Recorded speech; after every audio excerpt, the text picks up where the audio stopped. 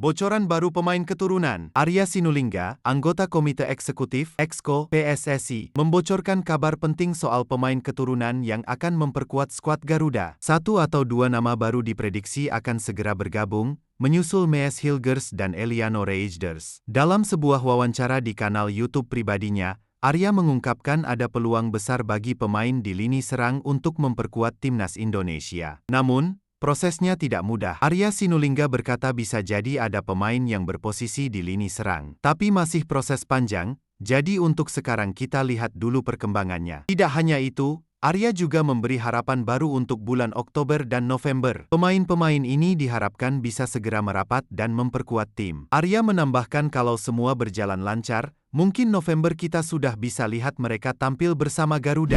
Media Cina melaporkan Indonesia ke FIFA, sebut program naturalisasi Indonesia ilegal. Jelang tampil di kualifikasi Piala Dunia 2026 menghadapi Bahrain dan Cina, timnas Indonesia dihadapkan dengan isu kontroversial terkait dua penggawa barunya, Mees Hilgers dan Eliano Reijnders. Proses naturalisasi kedua pemain ini menuai sorotan, terutama dari salah satu media Cina, 163.com, yang menyebut naturalisasi tersebut tidak sesuai prosedur.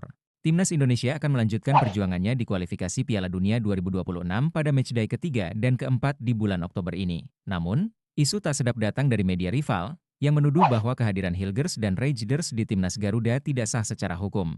Menurut 163.com, proses naturalisasi kedua pemain asal Belanda ini dianggap ilegal. Media tersebut menyoroti singkatnya waktu naturalisasi yang memakan waktu hanya 8 hari, serta proses pengambilan sumpah WNI yang dilakukan di luar Indonesia, yang menurut mereka melanggar prosedur resmi. Mereka menyelesaikan proses naturalisasi dua pemain Belanda hanya dalam 8 hari, sesuatu yang tidak biasa. Ditulis 163.com, kritik ini menimbulkan tanda tanya. Namun dari pihak PSSI maupun pemerintah Indonesia belum ada pernyataan resmi mengenai tuduhan ini. Apakah ini hanya strategi untuk melemahkan mental skuad Garuda jelang laga penting? Atau ada hal lain yang terjadi di balik layar? Bagaimana menurut kalian? Apakah naturalisasi ini sah atau hanya sekedar manuver media untuk mengganggu persiapan timnas Indonesia? Inilah 27 pemain pilihan Shin Tae-yong untuk menghadapi Bahrain dan Cina di kualifikasi Piala Dunia 2026. Siapa saja nama-nama besar yang dipanggil untuk pertarungan timnas Indonesia di kualifikasi Piala Dunia 2026?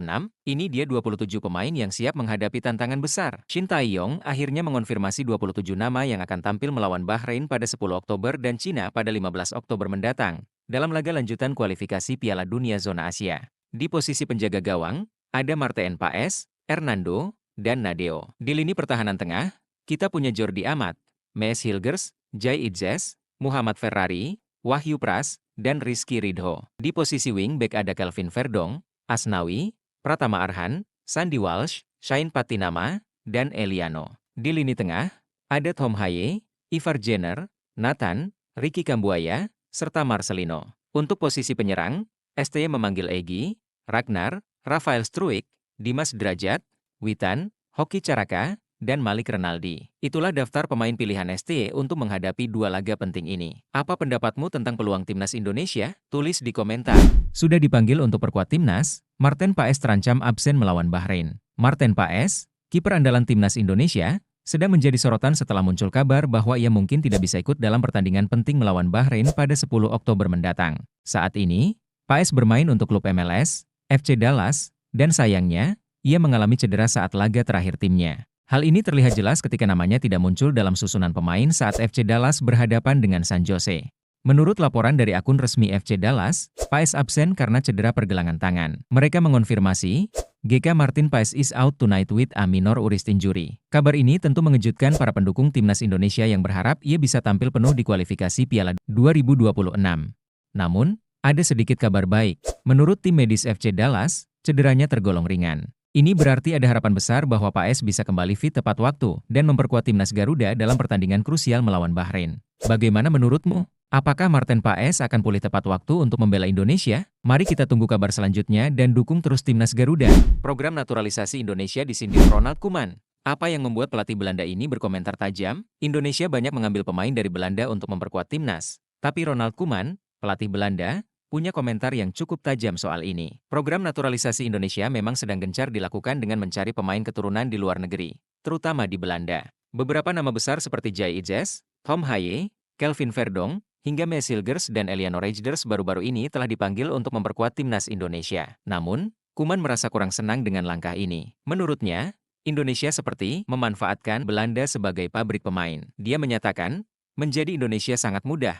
Mereka tinggal memilih pemain yang mereka mau. KNVB seperti pabrik bagi mereka. Asalkan ada pemain berdarah keturunan, mereka akan mengambilnya. Kuman merasa Indonesia hanya mengambil hasil dari kerja keras Akademi Sepak Bola Belanda tanpa benar-benar membangun pemainnya sendiri. Kritik ini tentu mengundang pro dan kontra, karena naturalisasi sebenarnya bukan hal yang baru dalam sepak bola internasional. Banyak negara juga melakukan hal yang sama untuk memperkuat timnas mereka. Bagaimana menurutmu? Apakah naturalisasi ini langkah tepat untuk memajukan sepak bola Indonesia? Atau justru merugikan negara-negara asal seperti Belanda? Tulis di komentar.